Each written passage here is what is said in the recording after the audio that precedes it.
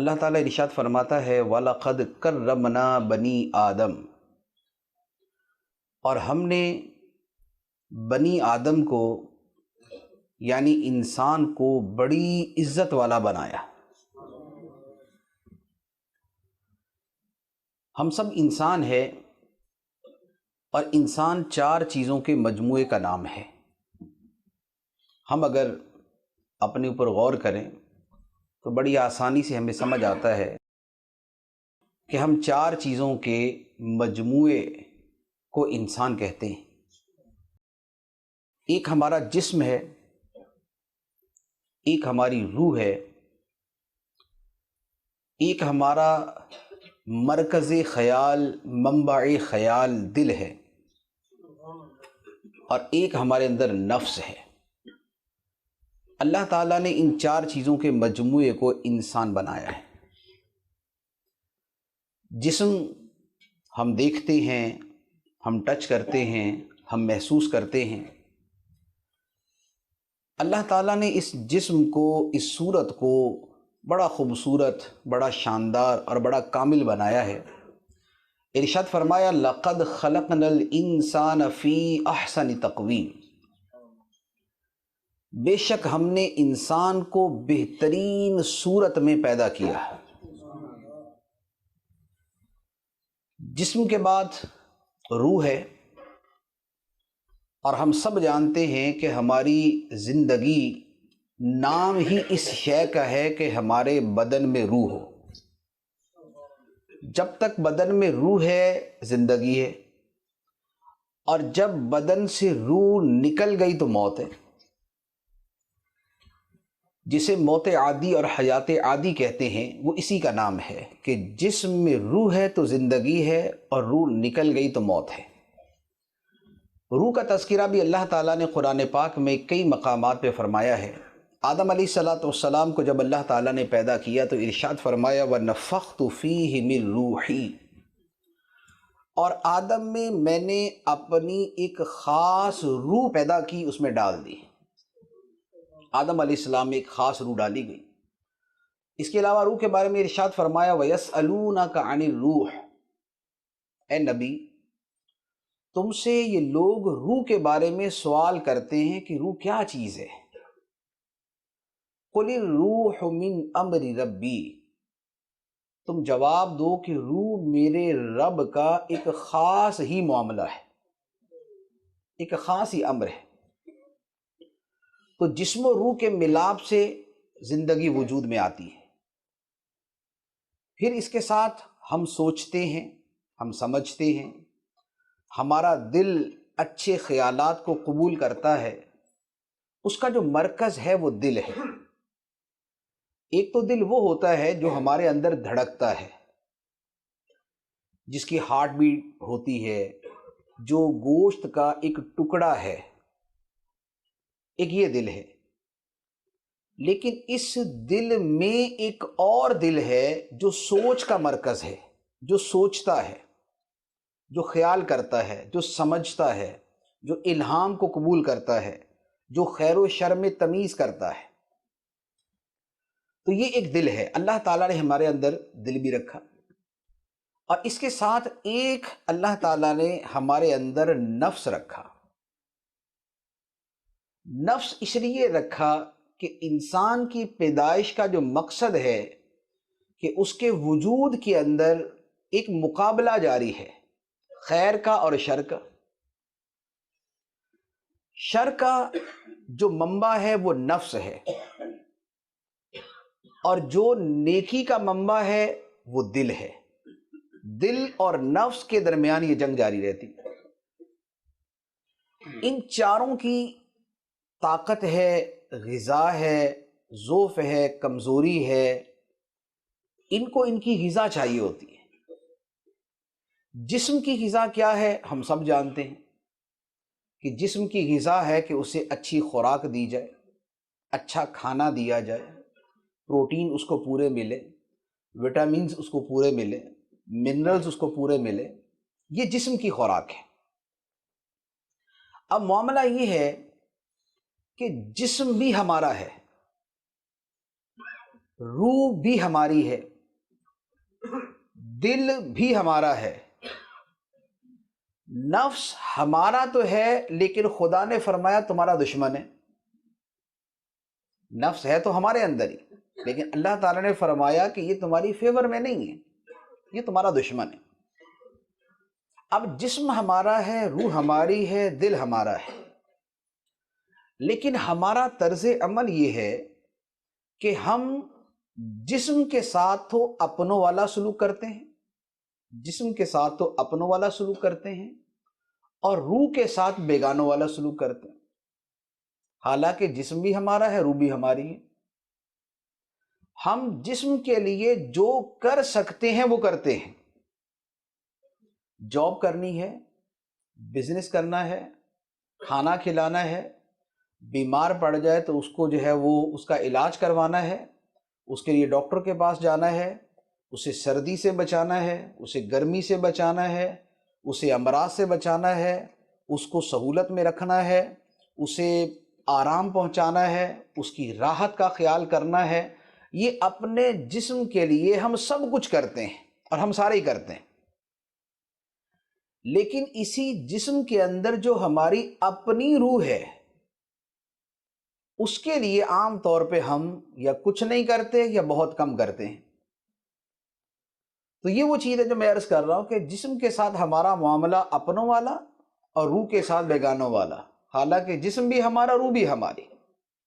اور معاملہ یہ ہے کہ جو تقاضے جسم کے ہوتے ہیں اسی طرح کے تقاضے روح کے ہوتے ہیں۔ جسم بیمار بھی پڑتا ہے، یہ تندرست بھی ہوتا ہے، اسے غذا بھی چاہیے، اسے طاقت بھی چاہیے، اسے آرام بھی چاہیے، اسے راحت بھی چاہیے، اسے سکون بھی چاہیے۔ یہی معاملہ روح کا ہوتا ہے۔ روح کو طاقت بھی چاہیے، روح کو غذا بھی چاہیے، روح کو کچھ اسٹرینتھ بھی چاہیے۔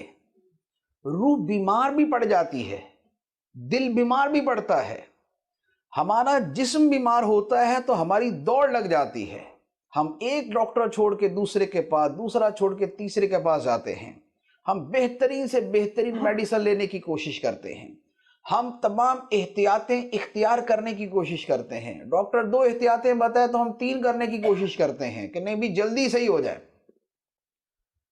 لیکن اگر ہماری روح بیمار ہو جائے تو اولاً تو ہم بیماری کا احساس ہی نہیں کرتے کہ روح بیمار ہے، اور اگر تھوڑا بہت کبھی احساس ہو بھی جائے کہ ہاں بھائی روح کو تو ہم غذا دیتے ہی نہیں، روح کو تو طاقت پہنچاتے ہی نہیں، اس کی غذائیت تو نیچے جا رہی ہے، اس میں تو بیماریاں لگ گئی ہیں، اس کو تو امراض لگے ہوئے ہیں، اس کے ساتھ فلاں بیماری متعلق ہے، فلاں بیماری متعلق ہے، تو نہ ہمارا اس کے علاج کی طرف توجہ ہوتی ہے، نہ اس کی غذا کی طرف توجہ ہوتی ہے، نہ اس کی صحت کی طرف ہماری توجہ ہوتی ہے۔ تو جسم کی غذا جیسے یہ اشیاء ہے، جو فوڈ ہے، جو کھانا ہے، جو چیزیں ہم کھاتے ہیں، پھل ہے، فروٹ ہے، یہ ساری چیزیں ہیں، اسی طرح اللہ تعالیٰ نے روح اور دل کے لیے بھی غذا بنائی ہے۔ دل اور روح کی غذا کیا ہے؟ بحیثیت مسلمان ہم بڑی اچھے طریقے سے سمجھتے ہیں کہ دل اور روح کی غذا اللہ کی بندگی ہے، اللہ کا ذکر ہے، اللہ کی اطاعت ہے، اللہ کی محبت ہے، خدا پہ توکل ہے اور خدا کی طرف رجوع ہے، اللہ کی بارگاہ میں جھکنا ہے اور اس کے سامنے خشوع اختیار کرنا ہے، اس کی بارگاہ میں عاجزی کرنی ہے اور اس کے حکم پہ عمل کرنا ہے، آخرت کی طرف متوجہ رہنا ہے، مصیبت پہ صبر کرنا ہے، نعمت پہ شکر کرنا ہے، دنیا سے بے رغبتی اختیار کرنی ہے، آخرت کی محبت میں اضافہ کرنا ہے، اللہ تعالیٰ کی طرف رجوع کرنا ہے، اپنے نفس کو پاک کرنے کی کوشش کرنی ہے، عبادات کے ساتھ روح کو تقویت دینی ہے، طاقت پہنچانی ہے۔ یہ وہ چیزیں ہیں جو روح کی اور قلب کی، دل کی غذا ہے۔ اچھا، اب اس کے آگے نفس کا معاملہ ہے۔ نفس کے بارے میں ہمیں سمجھا دیا گیا کہ نفس تمہارے اندر ضرور ہے، لیکن یہ بیسیکلی تمہارا نہیں ہے، یہ تمہارے اندر مقابلے کے لیے ایک انٹرنل تمہارا دشمن ہے۔ انسان کے لیے اللہ تعالیٰ نے دو دشمن بنائے ہیں، ایک ایکسٹرنل ہے، ایک انٹرنل ہے۔ ایکسٹرنل شیطان ہے۔ اللہ تعالیٰ فرماتا ہے ان الشیطان لکم عدو فاتخذوہ عدوا، بے شک شیطان تمہارا دشمن ہے تو تم بھی اسے دشمن جانو۔ یہ ایکسٹرنل دشمن ہے۔ اور نفس یہ انٹرنل ہے کہ یہ اندر ہے اور ہمیں برائی کا حکم دیتا ہے، ہمیں برائی کرنے کا کہتا ہے۔ اللہ تعالیٰ فرماتا ہے ان النفس لامارۃ بالسوء، بے شک نفس برائی کا بہت زیادہ حکم دینے والا ہے۔ تو نفس برائی کا حکم دیتا ہے، اور شیطان کیا کرتا ہے؟ شیطان بھی برائی کا حکم دیتا ہے۔ شیطان باہر سے برائی کا حکم دیتا ہے، نفس اندر سے برائی کا حکم دیتا ہے۔ تو اللہ تعالیٰ نے فرمایا کہ تمہارے لیے دو چیزیں دشمن ہے، لہٰذا ان کے ساتھ دشمنوں والا رویہ اختیار کرو، کیونکہ خدا نے ان کو تمہارا دشمن بنایا اور تمہیں ان کو اپنا دشمن سمجھنے کا حکم دیا۔ اب یہ جو ہمارے اندر نفس ہے، اس کا بھی معاملہ یہ ہے کہ یہ بھی ایسے ہی ہے کہ طاقتور بھی ہوتا ہے، کمزور بھی ہوتا ہے، اس کی بھی غذا ہے۔ اب نفس کی غذا کیا ہے، اور نفس کی طاقت کیا ہے، اور نفس کی کمزوری کیا ہے؟ نفس کی جو غذا ہے وہ ہے خواہشات، لذات، شہوات، من مرضی، اپنی خواہش پہ چلنا، جو دل کیا وہ کرنا، اپنے نفس کے تقاضوں کو پورا کرنا، گناہوں میں پڑنا، یہ ساری چیزیں یہ نفس کی غذا ہیں کہ جب نفس کو یہ چیزیں دی جاتی ہیں تو نفس طاقتور ہو جاتا ہے۔ جب خواہشات پہ عمل کیا جاتا ہے تو نفس کو طاقت ملتی ہے، جب گناہ کیا جاتا ہے تو نفس کو طاقت ملتی ہے۔ اور اس کی کمزوری کیا ہے؟ اس کی کمزوری یہ ہے کہ اس کی غذا بند کر دیں، نفس کی خوراک بند کر دے، انسان کو کھانا نہ دیں تو کیا ہوگا؟ کمزور ہو جائے گا، کمزور سے کمزور تر ہوتا جائے گا۔ اسی طرح نفس کا معاملہ ہے کہ اگر نفس کی خوراک بند کر دی جائے، اس کی غذا بند کر دی جائے، اسے گناہ کی خوراک نہ دی جائے، اسے خواہشات کی خوراک نہ دی جائے، اسے لذات کی خوراک نہ دی جائے، اسے شہوات کی خوراک نہ دی جائے، تو یہ کمزور سے کمزور تر ہوتا جاتا ہے۔ اور ہوتا یہ ہے کہ جسم و روح یا نفس اور روح، ان دونوں کے تقاضے ایک دوسرے سے مختلف ہیں۔ جسم کہتا ہے مزے اڑاؤ، روح کہتی ہے کہ نفس کے مزے کم کرو۔ جسم کہتا ہے کہ اس زندگی سے بھرپور مزہ اٹھاؤ، روح کہتی ہے آخرت کی زندگی کو سامنے رکھو۔ اب جس نے جس کے تقاضے پورے کیے وہ اسی طرح کا بن جاتا ہے۔ مثال کے طور پہ ایک آدمی اگر اپنے جسم کا بہت خیال رکھے، نیند پوری، خوراک پوری، وٹامنز ایکسٹرا اس کے لیے کیپسول اور وٹامنز کی وہ چیزیں سپلیمنٹس لیتا ہے، اس کے آرام کا خیال کرتا ہے، جم جاتا ہے، مسلز بناتا ہے، سارا کچھ کرتا ہے، نتیجہ کیا ہوگا کہ آدمی ایک ریسلر بن جائے گا، ایک باڈی بلڈر بن جائے گا، اس کے بدن میں طاقت ہوگی۔ جب وہ جسم کی ساری چیزیں پورے کرے گا تو جسم جو ہے وہ باڈی بلڈر بنے گا، وہ سٹرونگ بنے گا، وہ پاورفل بنے گا۔ لیکن اگر اس کے الٹ کر دے کہ جسم کے تقاضے پیچھے لے آئے، اس کی خوراک تھوڑی سی کم کرے، روح کی خوراک کو بڑھا دے، اس کے تقاضے پیچھے لے کے آئے، روح کے تقاضے زیادہ پورا کرنا شروع کر دے، تھوڑا سا مجاہدات کے اوپر ڈالے، تھوڑا سا ریاضتوں میں اپنے نفس کو ڈالے، تھوڑا سا عبادت کے اندر اپنے آپ کو ڈالے، تھوڑا سا نمازوں کی طرف، تلاوت کی طرف، ذکر کی طرف، درود کی طرف، اللہ کی بندگی کی طرف، عبادت کی طرف، راتوں کے جاگنے کی طرف، تہجد کی طرف، اشراق و چاشت کی طرف، اوابین کی طرف، نماز توبہ کی طرف، اگر اپنے جسم کو، اپنی روح کو اس طرف ڈالنا شروع کر دے تو نتیجہ یہ ہوتا ہے کہ روح طاقتور ہوتی جاتی ہے، اور روح کی طاقت کی انتہا کیا ہے کہ اللہ تعالیٰ اسے ولایت کا مرتبہ عطا فرما دیتا ہے۔ جو اپنی روح کے تقاضے پورے کرتے ہیں، روح کا خیال کرتے ہیں، وہ ولی بن جاتے ہیں۔ اب یہ جو راہ ولایت ہے، یہ راہ ولایت بغیر مجاہدے کے نہیں ملتی۔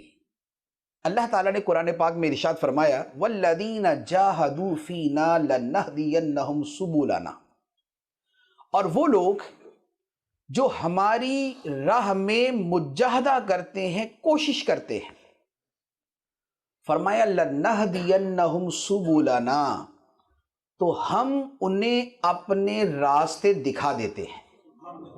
جو ہماری راہ میں کوشش کرتے ہیں، ہم انہیں اپنے راستے دکھا دیتے ہیں کہ اے بندے، یہ ہے راستہ میری طرف آنے والا، اس راستے پہ چلتے آؤ تو تمہیں خدا کی بارگاہ تک رسائی مل جائے گی۔ یہ نشانات یہ ہیں، یہ راستہ یہ ہے، اس پہ چلتے آؤ۔ اور اللہ تعالیٰ نے فرمایا کہ جو ہماری راہ میں مجاہدہ کرتا ہے، ہم اس کے لیے اپنے راستے کھول دیتے ہیں۔ یہ نہیں فرمایا راستہ کھول دیتے، راستہ ایک، راستے بہت سے، سبیل ایک راستہ، سبل بہت سے راستے۔ فرمایا جو مجاہدہ کرتا ہے، ہم اس کے لیے بہت سے راستے کھول دیتے ہیں۔ بہت سے کیوں فرمایا؟ اس لیے کہ اللہ تعالیٰ تک پہنچنے کا ایک تو مرکزی راستہ ہے، ایک تو مرکزی راستہ ہے، اس سے جو ہٹ کے چلے گا وہ تو ہلاکت میں گیا۔ وہ راستہ ہے شریعت کا، شریعت سے ہٹ کے چلے گا تو ہلاک ہوگا۔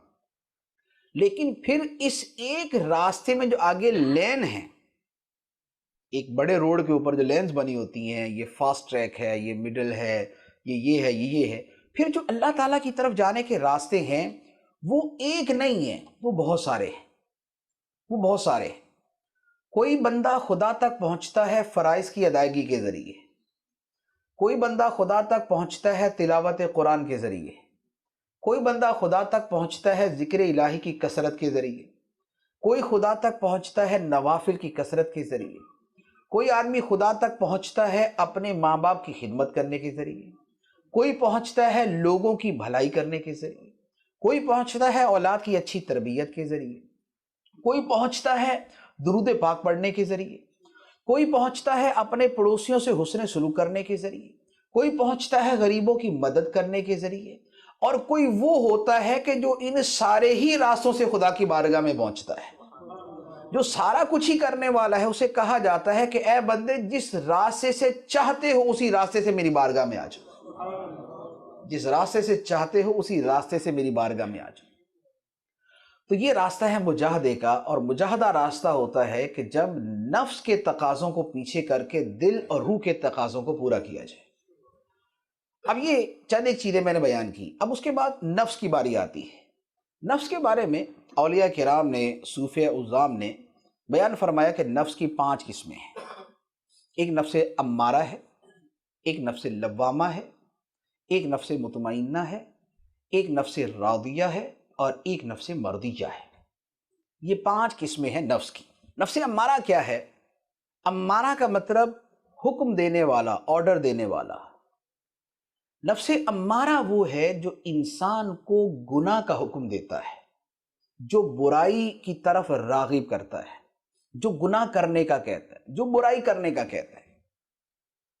اور اگر ہم غور کریں تو شاید ہماری اکثریت وہ ہے کہ جن کے نفس میں نفس امارہ کی کیفیت زیادہ پائی جاتی ہے۔ نفس امارہ وہ ہے جو بندے کو کہتا ہے کہ نماز چھوڑ، نیند نہ چھوڑ۔ نفس امارہ وہ ہے جو بندے سے کہتا ہے نماز چھوڑ، کاروبار نہ چھوڑ، جو کہتا ہے ناول پڑھ، قرآن نہ پڑھ، جو کہتا ہے فضول گوئی کر لیکن زبان پہ اللہ کا ذکر جاری نہ کر، جو کہتا ہے گناہ کی جگہ پہ جا لیکن مسجد کی طرف نہ جا، جو کہتا ہے کہ کلب کی طرف تو جا لیکن اللہ کے گھر کی طرف نہ جا، جو کہتا ہے کہ برے دوستوں کی طرف چل لیکن اچھے دوستوں کی طرف نہ جانا، جو کہتا ہے کہ رات کے وقت اپنی نماز ٹی وی کی نظر کر دینا، فیملی کی نظر کر دینا، گیدرنگ کی نظر کر دینا، کلب کی نظر کر دینا، شراب کی نظر کر دینا، یہ جو گناہ کا حکم دینے والا ہے یہ نفس امارہ ہے، جو کہتا ہے وہ دیکھ جسے دیکھنے سے خدا نے منع کیا۔ نفس امارہ وہ ہے جو کہتا ہے کہ وہ سن جس کے سننے سے خدا نے منع کیا۔ نفس امارہ وہ ہے جو کہتا ہے وہ کر جس کے کرنے سے خدا نے منع کیا۔ نفس امارہ وہ ہے جو کہتا ہے کہ وہاں جا جہاں جانے سے خدا نے منع کیا۔ تو یہ برائی کا حکم دینے والا ہے۔ اب ہم اگر اپنی حالت و کیفیت پہ غور کریں تو ہم دیکھ لیں کہ ہماری فجر کی نماز میں ہم خدا کے حکم کو ترجیح دیتے ہیں یا نفس کے حکم کو ترجیح دیتے ہیں۔ اسی سے پتہ چل جائے گا کہ نفس امارہ ہے یا کوئی دوسرا۔ اچھا، نفس امارہ کے بعد ہوتا ہے نفس لوامہ۔ نفس لوامہ وہ ہے جو انسان کو برائی پر ملامت کرتا ہے، سمجھاتا ہے۔ کوئی انسان سے برائی ہوتی ہے یا کوئی اس کی زندگی میں انسیڈنٹ ہوتا ہے، کوئی سانحہ ہوتا ہے، تو ہم سمجھتے ہیں کہ بعض اوقات کیا ہوتا ہے کہ کسی کی بات ہمارے اوپر اثر کرتی ہے اور ہمارے دل میں ایک فکر پیدا ہوتی ہے کہ ہاں یار ہمیں گناہ چھوڑنے چاہیے، ہاں یار مجھے شراب نہیں پینی چاہیے، ہاں مجھے نمازیں پڑھنی چاہیے۔ ہمارے دل میں ایک احساس پیدا ہوتا ہے۔ یا کیا ہوتا ہے کہ ہمارے خاندان میں ہمارے عزیز اقارب کے اندر کوئی فوت ہو گیا، ہمارا کوئی دوست فوت ہو گیا، اس کی موت پہ ہمارے دل میں ایک خیال چلتا ہے کہ یار یہ چلا گیا، تو نے بھی جانا ہے، وہ بھی جوانی میں چلا گیا، تیرا کوئی پتہ نہیں، آج تو اس کا جنازہ پڑھ کے آیا، تیرا بھی جنازہ ہونا ہے، تو نے اس کو غسل دیا، تجھے بھی غسل دیا جائے گا، تو نے اس کے لیے کفن کے لیے بھاگ دوڑ کی، تیری بھی کفن کی بھاگ دوڑ ہو رہی ہوگی۔ یار تو مسلمان ہے، نماز پڑھ، تو مسلمان ہے، قرآن پڑھ، تو مسلمان ہے، روزہ رکھ، تو مسلمان ہے، اولاد کی اسلام والی تربیت کر، تو مسلمان ہے، پڑوسی کا خیال کر، تو مسلمان ہے، ماں باپ کی خدمت کر، کلچر پہ نہ چل، تو مسلمان ہے، اچھے کام کر۔ تو یہ جو بعض اوقات ہمارے اندر ہمیں کوئی سمجھانے والا احساس پیدا ہوتا ہے، یہ نفس لوامہ کی علامت ہوتا ہے، جو بندے کو سمجھاتا ہے، متنبہ کرتا ہے، وارن کرتا ہے، اس کے دل میں احساس پیدا کرتا ہے۔ اور یہ نفس لوامہ کا ہونا یہ بھی خدا کی بہت بڑی نعمت ہے۔ بعض اوقات یہ نفس لوامہ ہی انسان سے ایسا کام کروا دیتا ہے کہ جو اس کو سیدھا جنت میں لے جاتا ہے۔ بندہ جو توبہ کی طرف مائل ہوتا ہے تو توبہ کی طرف کیسے مائل ہوتا ہے؟ نفس لوامہ کی وجہ سے۔ نفس لوامہ اس کو کہتا ہے کہ بھائی تو نے زندگی گزار لی، زندگی گناہوں میں گزاری، خدا کی نافرمانی میں گزاری، کیا تجھے پتہ نہیں کہ تجھے مرنا ہے؟ کیا تجھے پتہ نہیں کہ موت کے وقت نیکوں کے پاس فرشتے اچھی صورت میں آتے ہیں اور گناہ گاروں کے پاس فرشتے خوفناک صورت میں آتے ہیں؟ کیا تجھے پتہ نہیں کہ قبر کے اندر سوال ہونے ہیں؟ کیا تجھے پتہ نہیں کہ قیامت کے دن اپنے اعمال کا جواب دینا ہے؟ کیا تجھے احساس نہیں کہ تجھے خدا کی بارگاہ میں کھڑا ہونا ہے؟ کیا تجھے احساس نہیں کہ تیرا نامہ اعمال کہیں تیرے بائیں ہاتھ میں دے کے جہنم میں نہ ڈال دیا جائے؟ تو یہ جو احساس پیدا ہوتا ہے یہ نفس لوامہ پیدا کر رہا ہوتا ہے۔ تو توبہ کی طرف جو میلان ہوتا ہے وہ اس ذریعے سے ہوتا ہے، اور وہی کہ بعض اوقات یہ احساس انسان کے اندر ایسی تڑپ پیدا کرتا ہے اور ایسی اس کے اندر طلب پیدا کرتا ہے اور خدا کا ایسا خوف پیدا کرتا ہے کہ یہی اس کی نجات کا ذریعہ بن جاتا ہے۔ سیدنا عمر فاروق رضی اللہ تعالیٰ عنہ کے زمانے کا ایک واقعہ ہے۔ ایک نوجوان لڑکا تھا، مسجد میں آنے کا بڑا شوقین تھا، نماز پڑھنے آتا تھا، بڑی توجہ سے خشوع سے نماز پڑھتا تھا، اس کا بڑا معمول تھا۔ تو سیدنا عمر فاروق رضی اللہ تعالیٰ عنہ بڑی اس سے محبت فرماتے تھے۔ ایک مرتبہ کیا ہوا کہ چند دن تک وہ بندہ نہیں آیا، وہ لڑکا نہیں آیا، تو سیدنا عمر فاروق رضی اللہ تعالیٰ عنہ نے اس کے بارے میں پوچھا 4-5 دن کے بعد کہ بھئی وہ لڑکا ایک آتا تھا مسجد میں، آج نظر نہیں آ رہا۔ لوگوں نے عرض کی حضور وہ تو فوت ہو گیا۔ فرمایا ہیں فوت ہو گیا؟ مجھے تو پتہ ہی نہیں۔ عرض کی جی حضور وہ فوت ہو گیا۔ فرمایا کہاں اس کا گھر؟ چلو اس کے گھر چلتے، جا کے اس کے والد سے تعزیت کرتے۔ اس کے گھر گئے، جا کے والد سے پوچھا کہ بھائی آپ کا بیٹا تو صحت مند تھا اور وہ ٹھیک تھا، اس کی طبیعت بھی ایسی کوئی خراب نہیں تھی، کوئی مرض بھی نہیں تھا، تو اچانک کیسے موت آ گئی؟ تو اس کے باپ نے کہا کہ حضور بس اس کے ساتھ ایک واقعہ پیش آ گیا اور اس واقعے کی وجہ سے وہ فوت ہو گیا۔ پوچھا کیا ہوا؟ عرض کی ہوا یہ کہ ایک دن میرا بیٹا آپ کے پیچھے عشاء کی نماز پڑھ کے مسجد سے نکلا، راستے میں آ رہا تھا تو راستے میں اس کو کسی عورت نے گناہ کی دعوت دی، وہ اس کی طرف مائل ہو گیا اور اس کے ساتھ اس کے گھر چلا گیا۔ اس کے گھر گیا اور جب گناہ کے قریب پہنچا، جب گناہ کے فعل کے قریب پہنچا تو اس کے دل میں فوراً خیال آیا کہ عرش کا مالک مجھے دیکھ رہا ہے، عرش عظیم کا رب مجھے دیکھ رہا ہے۔ جب اس کے دل میں یہ خیال آیا تو اللہ تعالیٰ کی عظمت و ہیبت اس کے دل پہ ایسے طاری ہوئی کہ بے ہوش ہو کے گر گیا۔ وہ عورت گھبرا گئی کہ یہ اسے کیا ہوا، اسے میں کس کام کے لیے لے کے آئی اور یہ تو بالکل ہی گیا۔ اسے جیسے تیسے اٹھایا، گھر سے باہر پھینکا۔ اس نوجوان کو ہوش آیا تھوڑی دیر کے بعد تو وہ روتا ہوا اپنے گھر آ گیا۔ اپنے گھر آ کے اب اس کا نفس لوامہ جو ہے وہ چلنا شروع ہوا۔ اس نے اس کو بولنا شروع کیا، اب اپنے آپ کو مخاطب کر کے کہہ رہا ہے کہ اے بندے، تو مسجد سے نکلا تو خدا تجھے دیکھ رہا تھا، تجھے اس عورت نے دعوت دی تو خدا تجھے دیکھ رہا تھا، تو اس کے ساتھ چل کے اس کے گھر گیا تو خدا تجھے دیکھ رہا تھا، تو گناہ کرنے کے لیے اس کے قریب ہوا تو خدا تجھے دیکھ رہا تھا، تجھے شرم نہیں آئی کہ عرش کا مالک تجھے دیکھ رہا تھا اور تو اس کے سامنے اس کی اتنی بڑی نافرمانی کرنے لگا تھا؟ تو وہ لڑکا اپنے گھر میں بار بار اسے سوچتا رہا۔ اللہ تعالیٰ کی عظمت کا ایسا اس کے دل پہ غلبہ ہوا کہ اس کا دل پھٹ گیا اور وہ فوت ہو گیا۔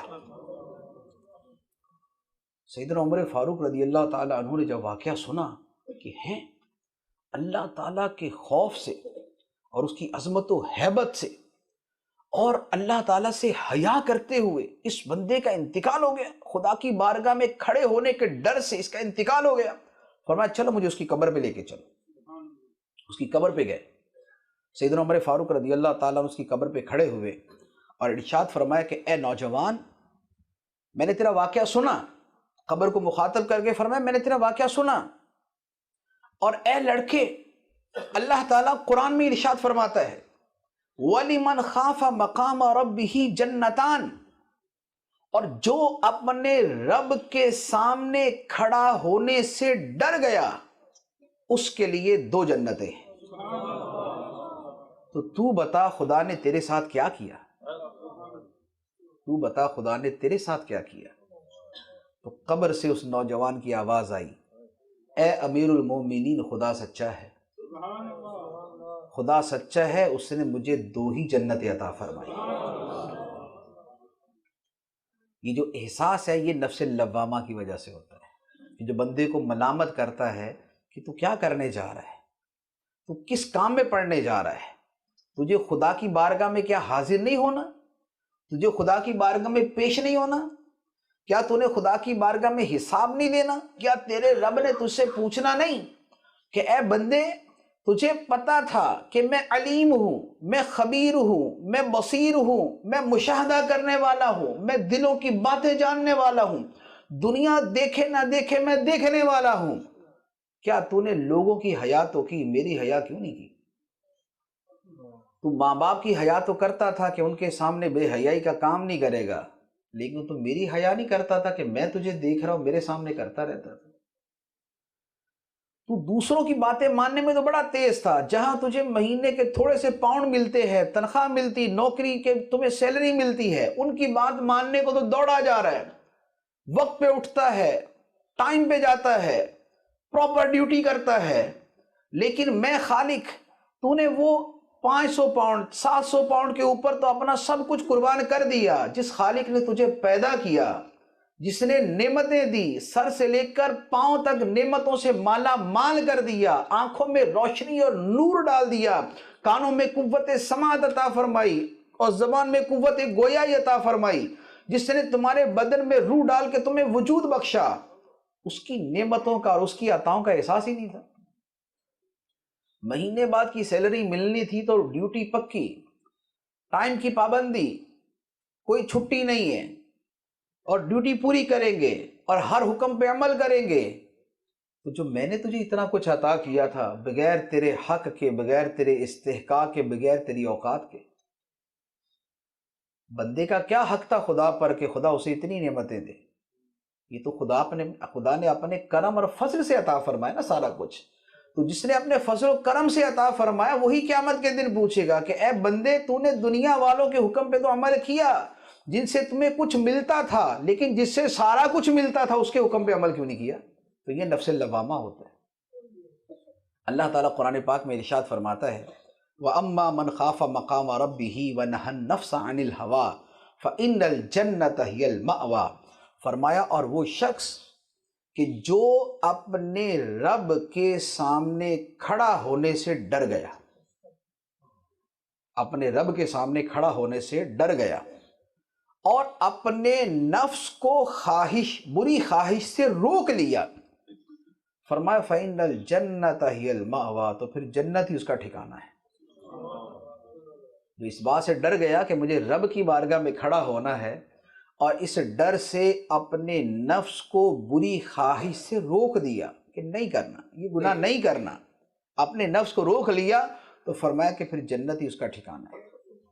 تو یہ نفس لوامہ ہوتا ہے، اور یہ بھی جس کو مل جائے تو یہ بھی اللہ تعالیٰ کا اس کے اوپر بڑا کرم ہوتا ہے۔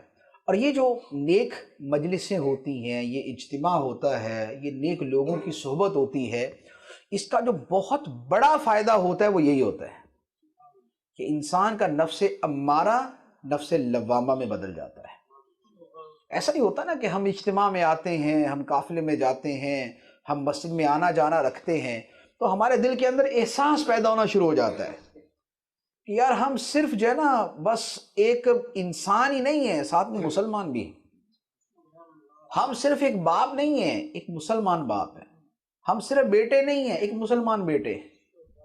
لہٰذا اس کے ساتھ جو مسلمان کا لفظ جڑا ہوا ہے اور جو مسلمان کا عظیم لفظ جڑا ہوا ہے، کچھ اس کے بھی تقاضے ہیں۔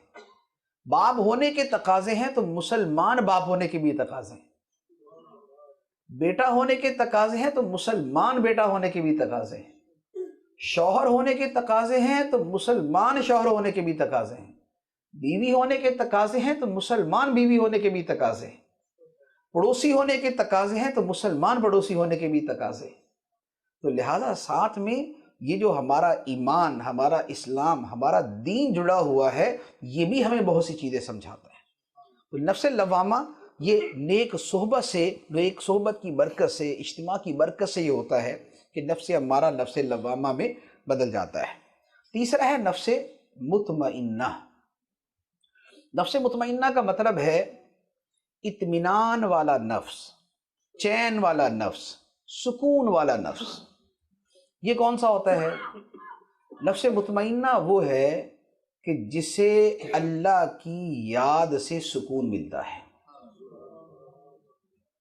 اللہ کی بندگی اور عبادت سے جسے راحت ملتی ہے، جسے چین ملتا ہے۔ اللہ تعالیٰ قرآن پاک میں ارشاد فرماتا ہے الذین آمنوا وتطمئن قلوبہم بذکر اللہ، وہ لوگ جو ایمان لائے اور جن کے دل اللہ کی یاد سے چین پاتے ہیں، جنہیں اللہ کی یاد میں سکون ملتا ہے، اللہ کی یاد میں راحت ملتی ہے۔ ہم جب بزرگان دین کے حالات پڑھتے ہیں تو کتنے ہم ایسے واقعات سنتے ہیں، پڑھتے ہیں کہ یار ساری رات عبادت کرتے تھے، ساری رات تلاوت کرتے تھے، ایک ایک رات میں ایک ایک قرآن پڑھ دیا کرتے تھے، رات میں 500 نوافل پڑھ دیا کرتے تھے، رمضان المبارک کے اندر ایک قرآن دن میں اور ایک قرآن پاک رات میں پڑھتے تھے، ایک قرآن پاک تراویح میں پڑھتے تھے۔ ہمارے لیے ایک مشکل اور وہ 61 پڑھتے تھے۔ تو یہ کیا تھا؟ یہ وہ لوگ تھے جن کے نفس مطمئنہ تھے، جن کو عبادت میں مزہ آتا تھا، جنہیں تلاوت میں مزہ آتا تھا، جنہیں ذکر سے سکون ملتا تھا، جنہیں اللہ کی بندگی سے چین ملتا تھا۔ اور اولیاء کرام کے احوال ایسے اتنے کہ جن کا شمار نہیں۔ سیدنا غوث پاک رضی اللہ تعالیٰ عنہ، غوث اعظم رضی اللہ تعالیٰ عنہ کی جو عبادت کے واقعات ہیں، سبحان اللہ، وہ پڑھے تو آج تو یقین کرنا مشکل ہو جاتا ہے کہ اتنی عبادت بھی کی جا سکتی۔ سرکار غوث پاک رضی اللہ تعالیٰ عنہ نے ایک مرتبہ خود ارشاد فرمایا کہ اے لوگو، میں 25 سال تک عراق کے ویرانوں میں پھرتا رہا، عبادت کرتا، نفس کشی کرتا، خدا کا ذکر کرتا، تلاوت کرتا، نمازیں پڑھتا، نوافل پڑھتا، 25 سال تک عراق کے ویرانوں میں، بیابانوں میں، صحراؤں کے اندر میں پھرتا رہا اور خدا کی بندگی کرتا رہا۔ اور پھر فرمایا کہ 12 سال ایسے گزرے کہ میں روزانہ رات کو ایک پاؤں پہ کھڑا ہو کے پورا قرآن پڑھا کرتا تھا۔ 12 سال ایک پاؤں پہ کھڑا ہو کے پورا قرآن پڑھتا تھا۔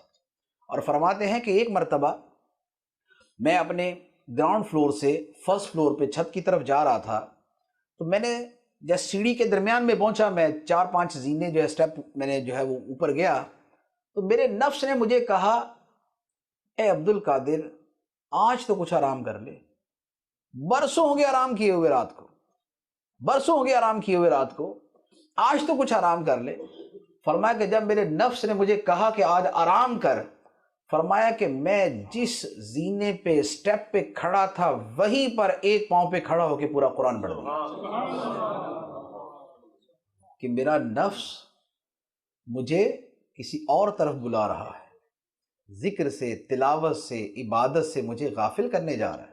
اور میں جہاں پر مجھے اس نے وسوسہ ڈالا وہیں پر کھڑے ہو کے میں نے پورا قرآن مجید پڑھ دیا۔ اور پھر غوث پاک رضی اللہ تعالیٰ نے فرمایا کہ 40 سال ایسے گزرے ہیں کہ میں نے عشاء کے وضو سے فجر کی نماز ادا کی۔ تو یہ جو اتنی عبادت کیا کرتے تھے کیسے؟ ہم ذرا ایک رات کھڑے ہو کے دیکھ لیں، آدھے گھنٹے بعد جو ہماری حالت و کیفیت ہوگی ہمیں پتہ ہے۔ وجہ یہ ہے کہ ہمیں عبادت میں مزہ نہیں آتا، ہمیں عبادت میں مزہ نہیں آتا، ورنہ ہمیں ایک ہی جگہ پہ بیٹھ کے ہم نے فیس بک کھولا ہوتا ہے، ہماری رات گزر جاتی ہے۔ ہم فٹ بال کا میچ دیکھ رہے ہوتے ہیں، ہماری رات بڑی آسانی سے گزر جاتی ہے۔ ہم اور اس طرح کے کھیل تماشوں میں لگے ہوتے ہیں، فلم دیکھ رہے ہیں، ایک کے بعد ایک، ایک کے بعد ایک، ایک کے بعد ایک، ہماری رات گزر جاتی ہے۔ ہم نیٹ سرفنگ کر رہے ہیں، ہماری رات بڑی آسانی سے گزر جاتی ہے۔ وجہ کیوں تھکاوٹ نہیں ہوتی؟ بندہ تو وہی ہے جس کو 1 گھنٹے کی نماز نے بے حال کر دیا، 1 گھنٹے کی تراویح نے جس کی ٹانگوں میں درد کر دی، جس کے اندر سے چیخوں کی آواز آ رہی ہے، وہی بندہ فیس بک کھول کے بیٹھا ہے، انٹرنیٹ کھول کے بیٹھا ہے، وہ میچ کھول کے بیٹھا ہوا ہے، وہ ٹی وی کھول کے بیٹھا ہوا ہے، وہ فلمیں دیکھ رہا ہے، اس کو ٹینشن ہی کوئی نہیں۔ رات ایسے گزرتی ہے کہ وہ کہتا ہے یا اللہ رات اتنی چھوٹی بنائی۔ کیوں؟ اس لیے کہ ان چیزوں میں اسے مزہ آتا ہے۔ تو جیسے ہمیں ان چیزوں میں مزہ آتا ہے، اولیاء کرام کو اللہ کی عبادت میں ویسے مزہ آتا تھا۔ تو جب ان کو مزہ آتا تھا تو ان کے لیے پھر راتیں جاگنا مشکل نہیں ہوتا تھا۔ پھر وہ کہتے تھے ساری رات عبادت کر کے صبح کو کہتے تھے یا اللہ رات اتنی چھوٹی بنائے، یا اللہ رات اتنی چھوٹی بنائے۔ کیوں؟ اس لیے کہ عبادت کے اندر ان کو سرور ایسا ملتا تھا۔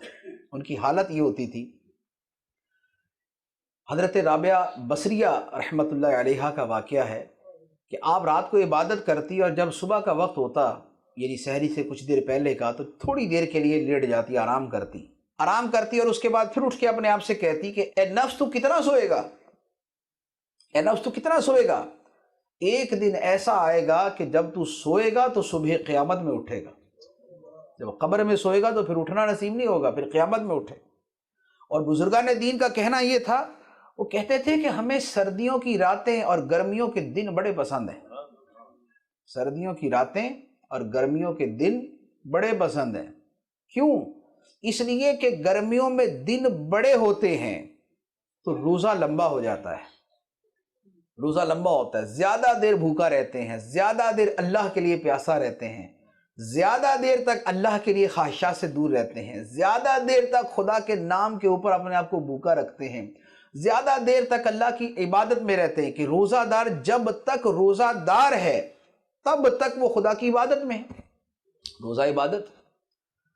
اور سردیوں کی راتیں اس لیے پسند تھی کہ راتیں لمبی ہوتی ہیں تو تلاوت کرنے کا موقع زیادہ ملتا ہے، ٹائم زیادہ ملتا ہے، نوافل پڑھنے کا وقت زیادہ ملتا ہے، زیادہ دیر تک اللہ کی بارگاہ میں قیام کر سکتے ہیں، رکوع کر سکتے ہیں، سجدے کر سکتے ہیں، قرآن پڑھ سکتے ہیں، ذکر کر سکتے ہیں۔ تو گرمیوں کے دن پسند تھے، سردیوں کی راتیں پسند تھیں، اس لیے کہ عبادت زیادہ۔ تو یہ وہ لوگ تھے کہ جن کے نفس کو اللہ کی یاد اور اللہ کی عبادت سے چین ملتا تھا۔ اللہ تعالیٰ نے جو ارشاد فرمایا نا، اللہ بذکر اللہ تطمئن القلوب، سن لو، اللہ کی یاد ہی میں دلوں کا چین ہے، اللہ کی یاد ہی میں دلوں کا چین ہے۔ اور یہ حقیقت ہے کہ اللہ کی یاد ہی میں دلوں کا چین ہے، ورنہ آپ جس معاشرے میں یہاں رہتے ہیں، یہاں کس چیز کی کمی ہے؟ یہاں کس چیز کی کمی ہے؟ پیسہ بھی مل جاتا ہے، سکون بھی مل جاتا ہے، نظروں کے نظارے بھی مل جاتے ہیں، کانوں کو سننے کو بہت کچھ مل جاتا ہے، گھومنے پھرنے کی جگہ بہت خوبصورت ہیں، سب کچھ ہے، لیکن ہوتا کیا ہے کہ سب زندگی کے باوجود لوگ کہتے ہیں کہ یار کچھ نہ کچھ اندر خالی خالی ہے۔ ایک تعداد ہے یہی کہتی ہے کہ یار کچھ نہ کچھ اندر خلا رہ جاتا ہے، کچھ خالی پن محسوس ہوتا ہے۔ پیسہ بھی ہے، اولاد بھی ہے، کاروبار بھی ہے، بزنس بھی ہے، جاب بھی ہے، کھاتے بھی اچھے ہیں، گھر بھی اپنا ہے، سب کچھ ہے، لیکن پھر بھی جو ہے نا زندگی میں کچھ ایسا خالی پن محسوس ہوتا ہے کہ سمجھ نہیں آتا کریں کیا۔ پھر کبھی سائیکاٹرسٹ کے پاس جاتے ہیں، کبھی سائیکالوجسٹ کے پاس جاتے ہیں، کبھی کوئی ورک شاپ اٹینڈ کرتے ہیں کہ یار کوئی ہمیں طریقہ بتا دے خوش کیسے رہنا ہے، کوئی ہمیں طریقہ بتا دے کہ دل جو ہے نا فریش کیسے رہے، موڈ فریش کیسے رہے۔ پتہ نہیں کیا ہوتا ہے، کچھ نہ کچھ بس ہوتا رہتا ہے۔ تو کیا ہے کہ ہمیں اپنے اندر وہ احساس ہمارے اندر چلتا ہے کہ کچھ ہے کہ جس کی ہمارے اندر کمی ہے۔ کھانے بہت اچھے مل رہے ہیں، لباس بہت اچھے مل رہے ہیں، گھومنے پھرنے کی جگہ بھی ہیں، لوگ بھی اچھے انداز میں ملتے ہیں، لیکن اس کے باوجود وقت گزارنا مشکل ہو جاتا ہے۔ چھٹی آتی سمجھ نہیں آتے کریں کیا۔ تو وجہ کیا ہے؟ وجہ یہ ہے کہ اللہ تعالیٰ نے اندر جو دل رکھا ہے اس دل کی غذا ہی کچھ اور ہے۔ ہم کہتے ہیں کہ جو جسم کی غذا ہے وہ دل کی بن جائے گی۔ ہم جسم کو اچھا لباس پہنائیں گے تو دل کو لباس مل جائے گا، ہم جسم کو اچھا کھلائیں گے تو دل کو طاقت مل جائے گی، دل بھی مضبوط ہوگا، روح بھی مضبوط ہوگی۔ نہیں، مسئلہ یہ ہے کہ ہماری روح ہے جسے لباس چاہیے، ہماری روح ہے جسے غذا چاہیے، ہماری روح ہے جسے طاقت چاہیے، ہماری روح ہے جسے خوراک چاہیے۔ ہم اپنے جسم کی ساری کمیاں پوری کرتے رہتے ہیں، لیکن چونکہ روح کی کمی پوری نہیں کرتے، اس لیے ہمیں اندر اپنے آپ ایک خالی پن کا احساس ہوتا ہے۔ ایک آدمی کے دو بیٹے ہوں، ایک بیٹا بھوکا ہے وہ کھانا دوسرے کو کھلاتا رہے، ایک بیٹا پیاسا ہے وہ پانی دوسرے کو پلاتا رہے، ایک بیٹا بیمار ہے دوائی دوسرے کو کھلاتا رہے، تو کیا یہ صحیح ہو جائے گا؟ نہیں صحیح ہو سکتا۔ ارے بھائی، جو بیمار ہے اس کو کھلاؤ، جو بھوکا ہے اس کو کھلاؤ، جو پیاسا ہے اس کو پلاؤ، جو بغیر لباس کے ہے اس کو لباس پہناؤ۔ ہمارے ساتھ ہمارا جسم ہے، ہماری روح ہے، ہمیں جو خالی پن کا احساس ہوتا ہے، جو ہمیں خوشیاں تھوڑی سی روٹھی روٹھی نظر آتی ہیں، جو ہمیں اپنی زندگی کے اندر کسی شے کی کمی محسوس ہوتی ہے، ان ساری چیزوں کا تعلق ہوتا ہماری روح کے ساتھ ہے، اور ہم تقاضے جسم کے پورے کر رہے ہوتے ہیں۔ ہم کہتے ہیں کہ جسم کی تھوڑی سی دوڑ لگا دیں گے تو روح خوش ہو جائے گی، روح نہیں خوش ہوگی، اس لیے کہ خدا نے روح کی غذا ہی کچھ اور بنائی، اور وہ غذا وہ ہے جو اللہ تعالی نے فرمایا الا بذکر اللہ تطمئن القلوب۔ فرمایا یہ جو دل ہیں، ان دلوں کو سکون ملے گا تو اللہ کی یاد میں ملے گا، ان دلوں کو چین ملے گا تو اللہ کی یاد میں ملے گا، اللہ کے ذکر میں ملے گا، اللہ کی بندگی میں ملے گا، اللہ کی عبادت میں ملے گا۔ تو نفس مطمئنہ وہ ہے کہ جس کو اللہ کے ذکر سے اطمینان ملتا ہے، چین ملتا ہے۔ یہ تیسرا نفس تھا۔ چوتھا نفس ہے نفس راضیہ۔ راضیہ کا مطلب ہوتا ہے راضی ہونے والا، راضی ہونے والا۔ نفس راضیہ وہ ہے جو خدا سے راضی ہو گیا، جو خدا سے راضی ہو گیا۔ ایک بڑا خوبصورت حدیث کے اندر ایک جملہ ہے، رضیت باللہ ربا وبالاسلام دینا وبمحمد نبیا صلی اللہ علیہ وسلم۔ یہ بڑا خوبصورت جملہ ہے، پڑھنے کا ہے یہ، کہ میں اللہ کے رب ہونے پہ راضی ہوں اور میں اسلام کے دین ہونے پہ راضی ہوں اور میں آقا کریم علیہ السلام کے نبی اور رسول ہونے پہ راضی ہوں، میں خدا کے رب ہونے پہ راضی ہوں۔ تو یہ اللہ تعالیٰ سے راضی ہونا کیا ہے؟ اللہ سے راضی ہونا یہ ہے کہ اے مولا تو جس حال میں رکھے میں تجھ سے راضی ہوں۔ یہ نہیں ہے کہ تو مجھے خوشحال رکھے تو میں راضی ہوں اور اگر مالی معاشی کمی آ گئی تو پھر میں راضی نہیں ہوں۔ اے اللہ تو تندرست رکھے تو میں راضی ہوں، بیمار کیا تو سوری پھر میں راضی نہیں ہوں۔ نہیں، اے اللہ جس حال میں رکھے میں اسی حال میں راضی ہوں۔ اللہ تعالیٰ نے قرآن پاک میں جو اپنے نبیوں کے واقعات اور اپنے پیاروں کے واقعات بیان کیے ہیں، اس کے پیچھے راز کیا ہے؟ اس کے پیچھے راز اور حکمت جو ہے وہ یہی ہے کہ دیکھو یہ اللہ سے کیسے راضی رہے، ان کو دیکھو یہ اللہ سے کیسے راضی رہے۔ واقعہ جس نبی کا بھی واقعہ لے لے، ابراہیم علیہ السلام کا واقعہ ہے، کفار نے کہا کہ ان کو آگ میں ڈال دو، ہمارے بت توڑ دیے انہوں نے، ہمارے بت توڑ دیے، ٹالرنس نہیں ہے ان کے اندر، ان کو آگ میں ڈالو، حرقوہ، جلا دو ان کو۔ سب نے جمع کیا جلانے کے لیے، ابراہیم علیہ السلام راضی۔ جبرائیل امین علیہ السلام آ کے کہتے ہیں کہ اے ابراہیم کوئی حاجت ہو تو بتاؤ، کوئی حاجت ہے تو بتاؤ۔ اب کس وقت کہہ رہے ہیں کہ جب تیار بیٹھے کہ ابھی وہ مشین میں ڈالا اور اٹھا کے سیدھا آگ میں ڈالیں گے، اس وقت آگے پوچھ رہے ہیں جبرائیل امین علیہ السلام کہ اے ابراہیم کوئی حاجت ہو تو بتاؤ۔ ابراہیم علیہ السلام نے جواب دیا کہ میرا دوست میرا مالک جانتا ہے، میرا رب مجھے جانتا ہے کہ میں کس حال میں۔ تو جب خدا سے راضی رہے تو اللہ تعالیٰ نے کیا کیا کہ کفار نے تو آپ کو آگ میں ڈال دیا اور خدا نے فرمایا قلنا یا نار کونی بردا وسلاما علی ابراہیم، اے آگ ابراہیم پہ ٹھنڈی ہو جا اور سلامتی والی ہو جا۔ آگ ٹھنڈی بھی ہو گئی، سلامتی والی بھی ہو گئی۔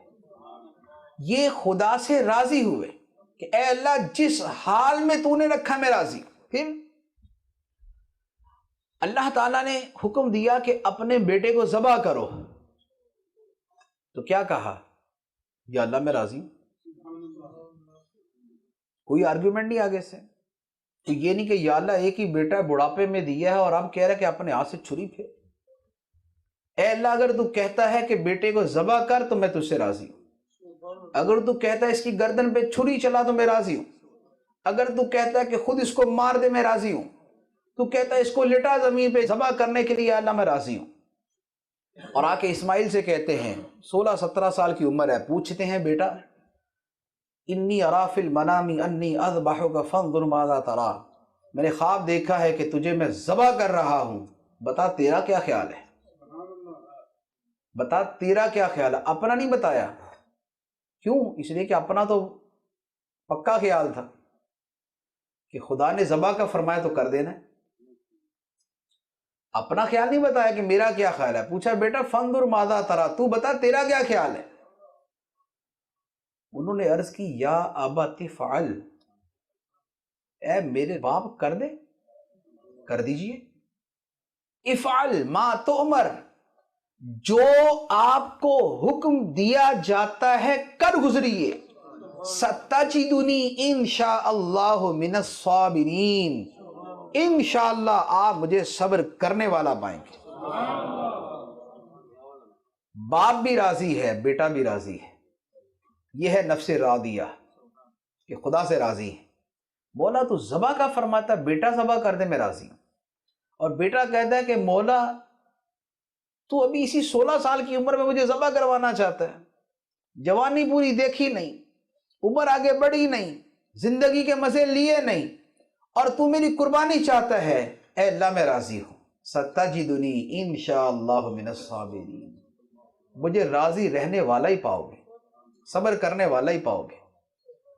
تو اللہ تبارک و تعالیٰ نے پھر کیا کیا کہ جب باپ اور بیٹا دونوں راضی، تو اللہ تعالیٰ نے فرمایا فلما اسلما وتلہ للجبین، جب دونوں نے اپنی گردنیں جھکا دی، خدا کے حکم کے سامنے، اور اسماعیل کو پیشانی کے بل لٹا دیا اور ذبح کرنے لگے، تو اللہ تعالیٰ فرماتا ہے نادیناہ، تو پھر ہم نے ندا کی۔ ابراہیم تو تیار ہو گئے چھری چلانے کے لیے، اور بیٹا چھری چلوانے کے لیے وہ بھی زمین پہ لیٹ گیا۔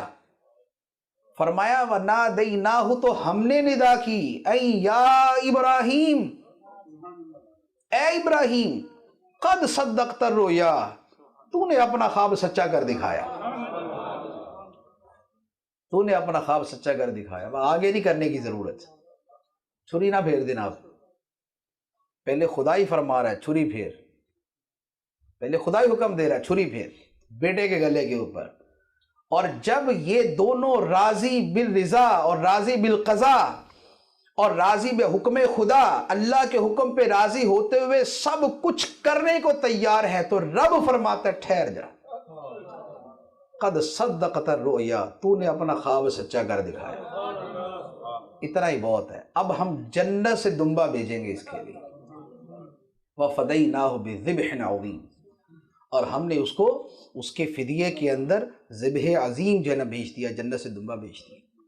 اور پھر خدا کو یہ عمل ایسا پسند آیا کہ اس امت کے اندر قیامت تک کے لیے قربانی کرنے کو رکھ دیا، ہر سال قربانی کرتے رہو، ابراہیم و اسماعیل کو یاد کرتے رہو۔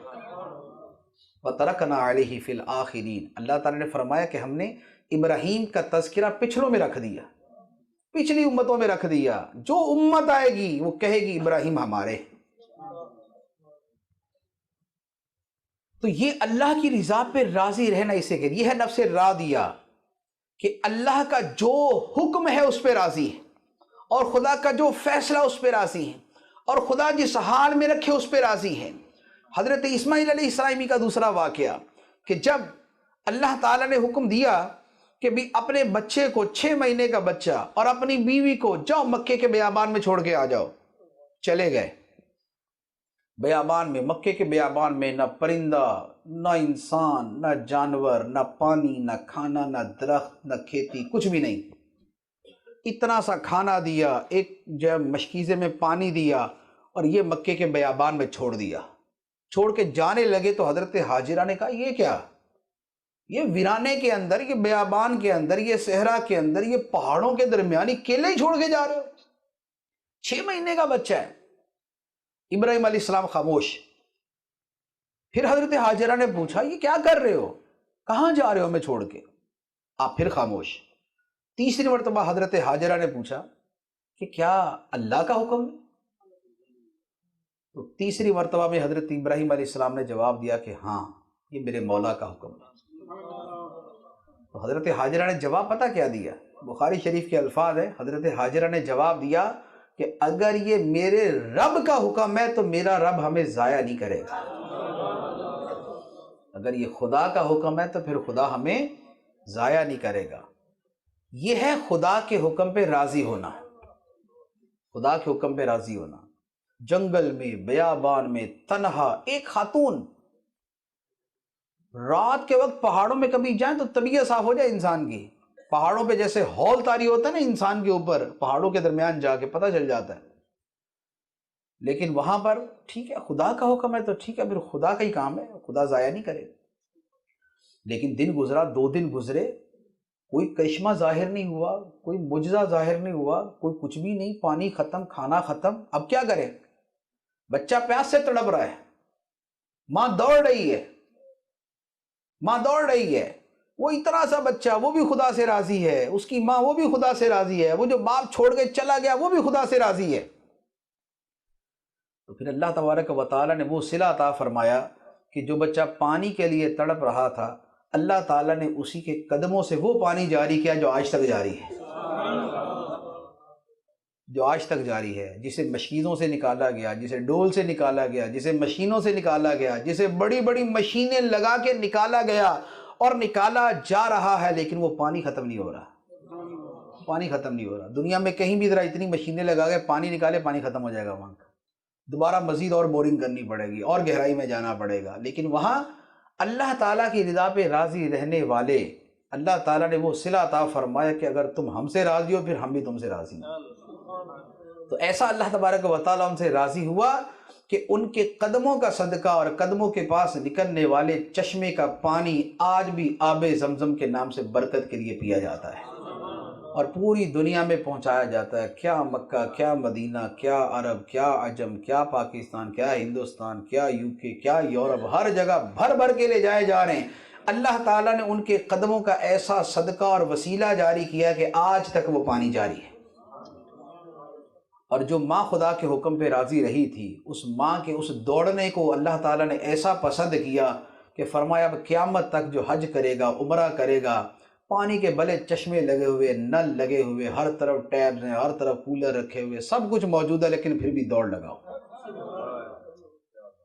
پھر بھی دوڑ لگاؤ۔ یا اللہ پانی تو بہت ہے، نہیں تب بھی دوڑ لگاؤ۔ یا اللہ کولر موجود ہیں، یا پھر بھی دوڑ لگاؤ۔ مشینیں چل رہی ہیں، پھر بھی دوڑ لگاؤ۔ AC لگے ہوئے ہیں، پھر بھی دوڑ لگاؤ۔ کیوں؟ اس لیے کہ یہ اس نے کیا تھا کہ جو خدا کے حکم پہ راضی رہی تھی، تو اس کی یاد آج تک باقی ہے۔ ان الصفا والمروہ من شعائر اللہ، بے شک صفا اور مروہ اللہ کی نشانیاں ہیں۔ اور اللہ کی نشانیاں کیا ہیں؟ یہ کہ یہاں پر اللہ کی ایک ولیہ دوڑی تھی، ان کے قدم لگے تھے، اور ان کے قدم لگنے خدا کو اتنے پسند ہیں، فرمایا کہ جہاں اس کے قدم لگے تھے وہ خدا کی نشانیاں بن گیا۔ اور خدا کی نشانیاں وہ ہوتی ہیں وَمَن يُعَظِّمْ شَعَائِرَ اللَّهِ فَإِنَّهَا مِن تَقْوَى الْقُلُوبِ، کہ جو اللہ کی نشانیوں کی تعظیم کرتا ہے تو بے شک یہ دلوں کا تقوی ہے، اسے اللہ تعالیٰ دلوں کا تقوی عطا فرما دیتا ہے۔ یہ ہے خدا کی رضا پہ راضی رہنے کا، یہ نفس راضیہ ہے۔ اور نفس مردیہ کیا ہے؟ نفس مردیہ یہ ہے، نفس مردیہ کا مطلب ہے کہ جس سے خدا راضی ہے۔ نفس راضیہ یہ کہ بندہ خدا سے راضی ہے، اور نفس مردیہ یہ ہے کہ خدا اس سے راضی ہے۔ اور یہ کب ہوتا ہے؟ کہ جب بندہ خدا سے راضی ہوتا ہے تو پھر خدا بندے سے راضی ہو جاتا ہے۔ پہلے بندہ خدا کی رضا کے لیے سب کچھ کرتا ہے، بھاگ دوڑ کرتا ہے، راتیں جاگتا ہے، دن کے روزے رکھتا ہے، رات کی عبادتیں کرتا ہے، مسجد بھاگ بھاگ کے جاتا ہے، جماعت نہیں جانے دیتا، تکبیر اولیٰ کے ساتھ نمازیں پڑھتا ہے، تلاوت کرتا ہے، قرآن پڑھتا ہے، ذکر کرتا ہے، درود پڑھتا ہے، ماں باپ کی خدمت کرتا ہے، غریبوں کا بھلا کرتا ہے، نیکی کے کام کرتا ہے، دوسرے کو سمجھاتا ہے، گناہوں سے روکتا ہے، نیکی کی دعوت دیتا ہے۔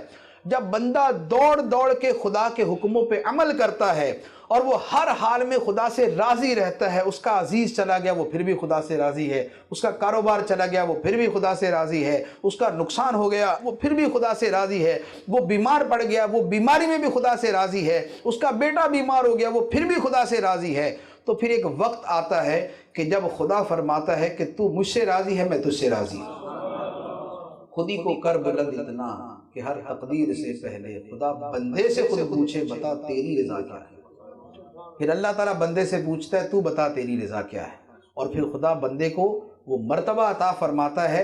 حدیث مبارک میں فرمایا، نبی پاک صلی اللہ تعالیٰ علیہ وسلم نے ارشاد فرمایا، رب اشعث اغبر لو اقسم علی اللہ لابرہ، فرمایا کہ بہت سے ایسے لوگ ہیں جن کے بال بکھرے ہوئے ہیں، جن کے چہرے گرد آلود ہیں، گرد پڑا ہوا، لوگوں میں پوچھنے والا کوئی نہیں ہے، مدفوع بالابواب، کسی دروازے پہ جائیں تو لوگ بولے سوری یار پلیز آج ٹائم نہیں ہے میرے پاس، جاؤ تم چلے جاؤ۔ فرمایا لیکن خدا کی بارگاہ میں ایسا مرتبہ ہے، اگر قسم کھا لے تو خدا قسم کو پوری کر دیتا ہے۔ اگر کہہ دیں کہ آج بارش ہوگی تو بارش ہی ہوتی ہے، اور اگر کہہ دیں کہ بیٹھے رہو بارش نہیں ہوگی تو پھر بارش نہیں ہوتی، جیسے غوث پاک رضی اللہ تعالیٰ عنہ کرتے تھے۔ مجمع جمع ہوا، بادل چھا گئے، اور اس کی یا اللہ میں جمع کرتا ہوں تو بکھیرتا ہے، منتشر کر رہا ہے۔ اتنے سارے لوگ جمع کیے، بارش کر کے لوگوں کو منتشر کر رہے ہیں، بارش رک گئی۔ جب تک بیان چلتا رہا بارش نہیں ہوئی، تقریر ختم ہوئی، غوث پاک کی بارش شروع ہو گئی، اور کتنے اور اس طرح کے اولیاء کرام کی بات ہے۔ تو یہ کیا ہے؟ یہ نفس مردیہ ہے کہ جن سے پھر خدا راضی ہوتا ہے۔ یہ وہ ہے کہ پھر جن کی موت کے وقت خدا ان سے فرماتا ہے، یا ایتھا النفس المطمئنہ ارجعی الی ربک راضیۃ مرضیہ فادخلی فی عبادی وادخلی جنتی، کہ اے اطمینان والی جان، اے نفس مطمئنہ جسے خدا کے